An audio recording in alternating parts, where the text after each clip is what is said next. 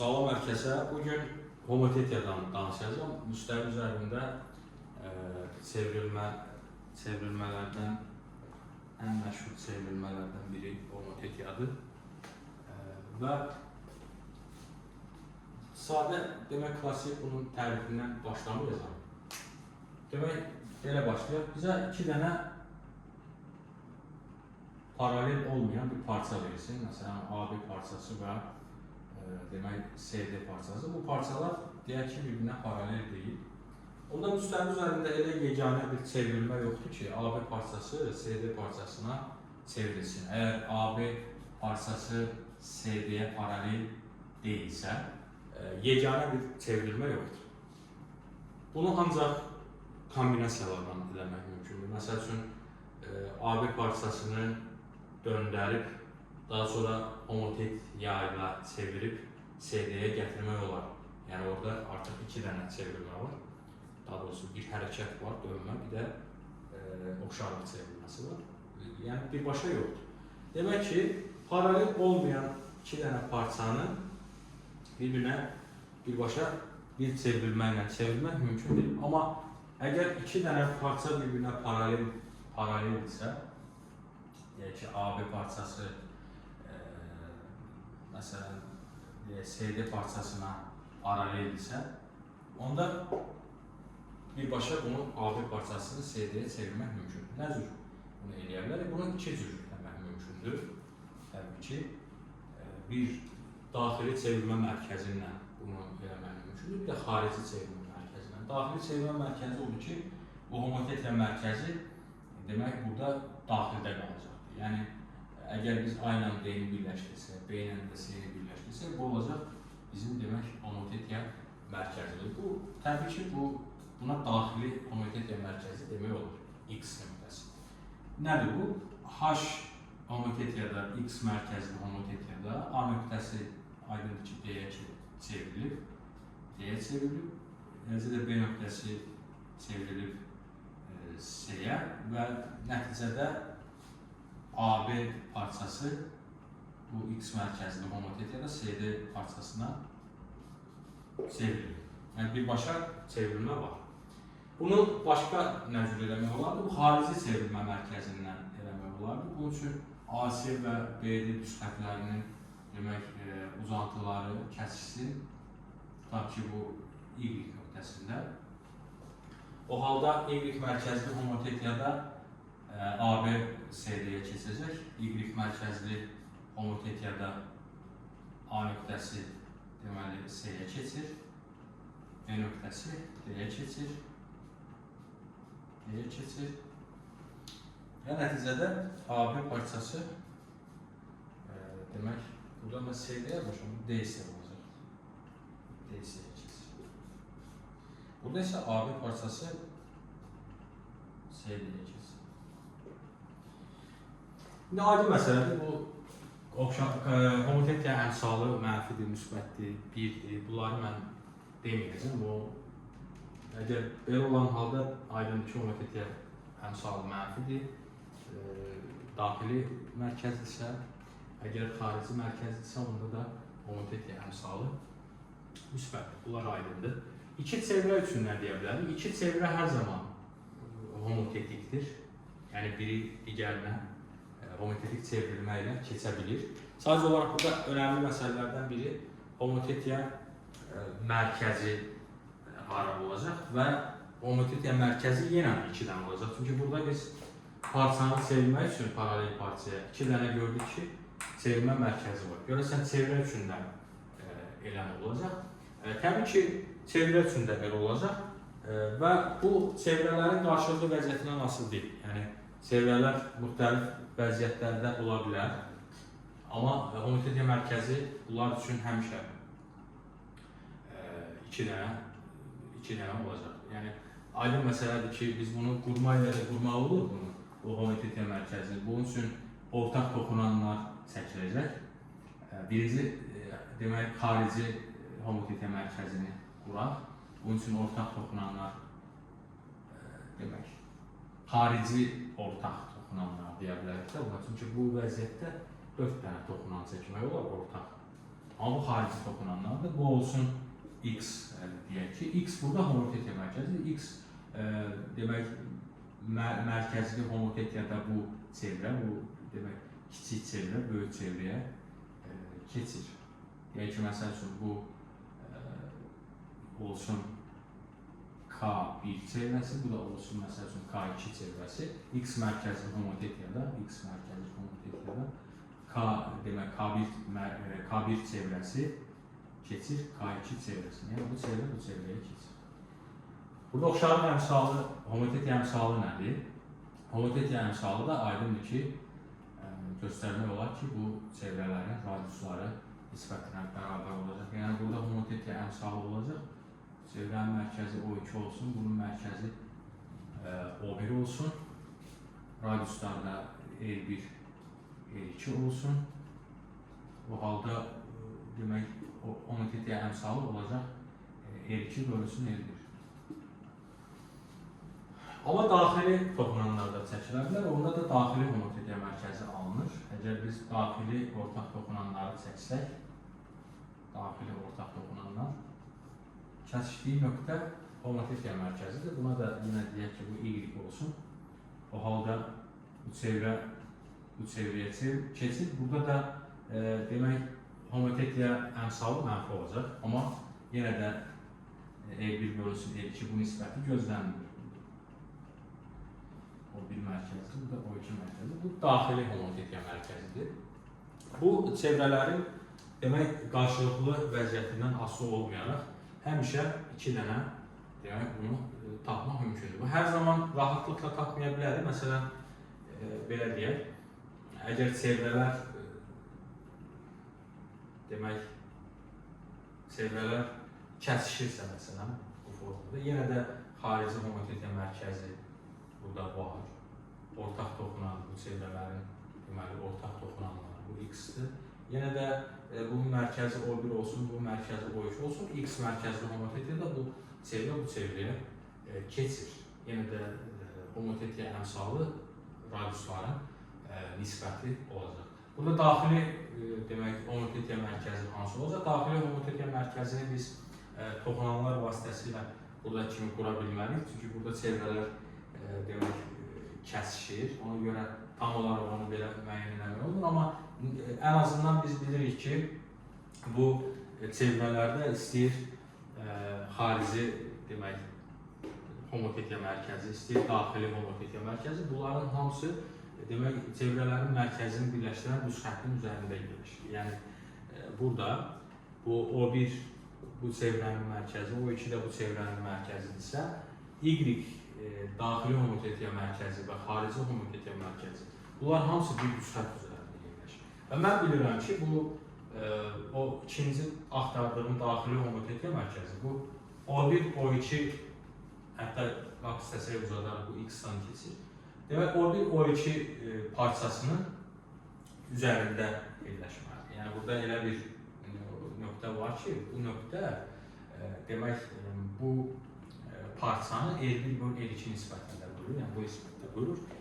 Oradan da o homotetiya mərkəzini müəyyən etmək mümkündür. Bu belə. İndi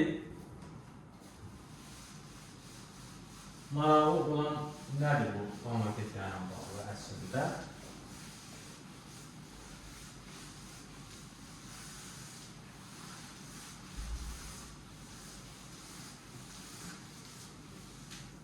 Homotetiyada demək, müxtəlif mərkəzli homotetiyalar var. Müxtəlif mərkəzli homotetiyalarda o kombinasiyası, yəni onların belə deyək, birləşməsi bəzən çox maraqlı nəticələr verə bilir. Hansı ki, məsələlərdə istifadə oluna bilər. Məsələn, sadə bir belə bir şəkil çəkərək, deyək ki, bu bizim üsbucaqdır, ABC üsbucağı olsun. Bu A olsun, bura B olsun, bura C olsun. Bir DY parçası çəkək. Bu DY parçası demək EC-yə paralel olsun. Onda aydındır ki, A mərkəzli homotetiyada DY D nöqtəsi B-yə keçir, Y nöqtəsi C-yə keçir və nəticədə DY parçası BC parçasına keçəcək. İndi belə bir şey eləyək. Demək, təbii ki, bunu iki cür eləmək olar. Yəni, daxili homotetia mərkəzi ilə eləmək olar. Düşünürəm ki, aydın. İndi burada ixtiyari belə bir xəttlər çəkək, məsələn, orada. Və bu kəsişmə xətti olsun, kəsişmə nöqtəsi olsun X, bu nöqtələr də olsun M və N. M və N. Demək, burada da bir çevrilmə var əslində. DY parçasını M-ə çevirən, demək, X mərkəzli bir homotetia var. Onu da yazaq. Nə var burada? Demək, X mərkəzli homotetiyada D nöqtəsi N-ə keçir, D nöqtəsi N-ə keçir, Y nöqtəsi M-ə keçir və nəticədə demək DY keçir, demək DY parçası çevrilir N parçasına. Nəticədə demək burada aldıq ki, A mərkəzli homotetiyada DY BC parçasına çevrilir, burada isə DY çevrilir deməli NM parçası. İndi bu mərkəzlər müxtəlif olan iki dənə homotetia var idi. Bunların birləşməsinə baxaq, ardıcıl birləşməsinə baxaq. Yəni buna baxaq əslində HA, HX-ə baxaq. Yəni bunların birləşməsinə baxaq. Burada aydındır ki, demək bunların birləşməsində demək BC keçəcəkdir NM-ə. BC keçir, BC parçası keçir NM-ə. BC keçir NM-ə. Və aydındır ki, əgər BC NM-ə keçirsə, onda BC-ni NM-ə çevirən homotetiyanın mərkəzi elə bu düz xəttin üzərində olmalıdır. Bunu bilirəm. Yəni, əgər bir Z nöqtəsi varsa, bu nöqtə BC-nin üzərində olmalıdır. Çünki NM parçası elə həmin parçanın üzərində saxlayan düz xəttin üzərində bir BC parçasına çevrilirsə, onda homotetiya mərkəzi bunun üzərində olmalıdır.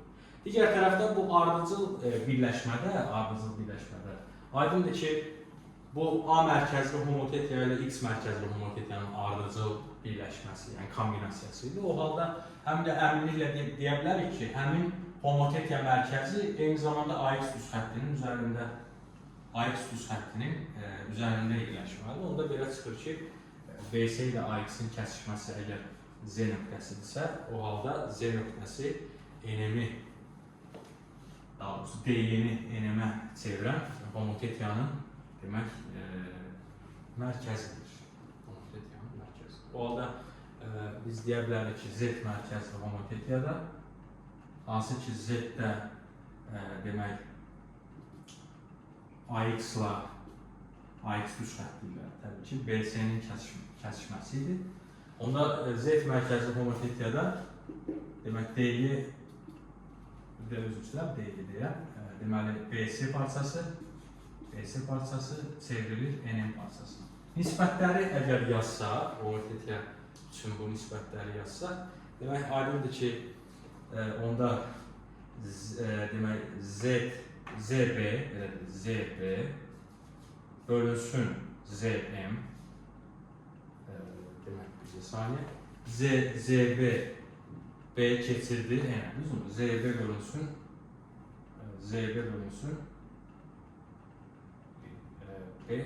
B-nə keçirdi, doğru mu? ZB bölünsün ZN olacaq, doğru mu? ZB bölünsün ZN bərabərdir. S isə M-ə keçir, yəni Z bölünsün ZN. Bu nə deməkdir? Çarpaz vuranda alırıq Z vuraq ZN bərabərdir ZB vuraq ZN. Belə bir nəticə aldıq. Homotetiyadan, o birləşmədən istifadə edib. Əslində bu çox gözəl bir nəticədir. Bu nə deməkdir əslində? Baxın. Əslində bu bir sual idi. Mən o sualı homotetiyanla izah eləmişdim. Ona görə də elə mövzunu da onunla başladım. Homotetiyanla başladım. Deməli, baxın. ZM vurulsun. Aldıq ki, burada işarə səhvi var da, ZM vurulur.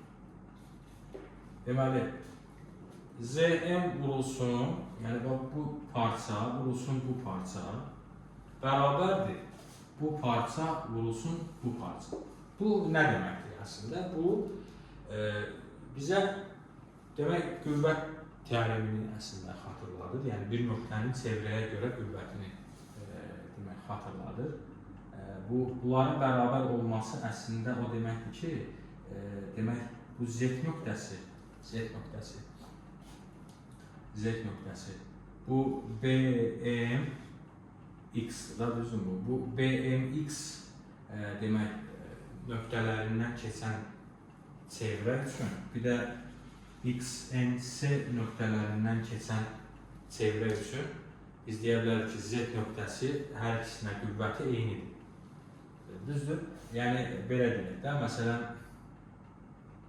deyək ki, belə bir çevrədən söhbət gedirsə əgər, və burada da bu üç nöqtədən keçən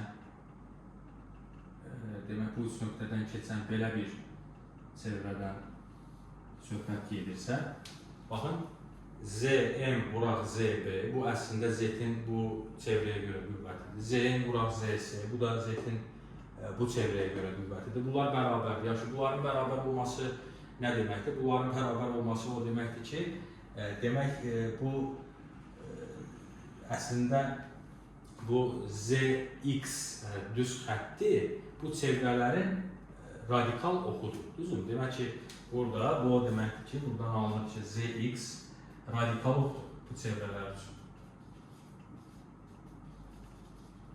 Nə idi radikal ox? İki çevrə məsələn deyək, kəsişirsə, vacib deyil kəsişməsi, amma bu halda kəsişir. Əgər bunlar kəsişirsə, o kəsişmə nöqtəsindən keçən düz xətt radikal oxudur. Bu da o deməkdir ki, onun üzərində götürülmüş bir nöqtə üçün həm bu çevrəyə gücü eyni olacaq. Çünki bu vurulsun ümumi bərabər bu vurulsun ümumi, bu vurulsun ümumi bərabər bu vurulsun ümumi. Demək ki, bu nöqtə demək hər iki çevrə üçün gücü eyni olacaq. Bu da radikal ox deməkdir. Yəni bunun üzərində istənilən nöqtə götürsək, həmin demək hadisəni saxlayacaq. Bu radikal ox olması o deməkdir ki, bu çevrələrin kəsişmə nöqtəsindən keçir. Zx bu çevrələrin deməli kəsişmə nöqtəsindən keçir. Digər tərəfdən biz bilirik ki, həm də Zxa bir düz xətt üzərində yerləşir. O homotetiyadan biz onu aldıq. Onda belə çıxır ki, bu çevrələr elə bu AX düz xətti üzərində bir yerdə kəsişir. Bu möhtəşəm bir misaldır əslində. Biraz fərqli baxışla bunu həll eləməyə çalışdım. Düşünürəm ki, həm də homotetiyadan biraz danışdıq. Növbəti dərslərdə mən demək, çevrilmələrin kombinasiyaları, bu çox önəmli bir bölmədir. Çox da istifadə olunur olimpiyada həndəsəsində. Düşünürəm ki, növbəti dərslərdə o haqqında danışa bilərik. Çox sağ olun.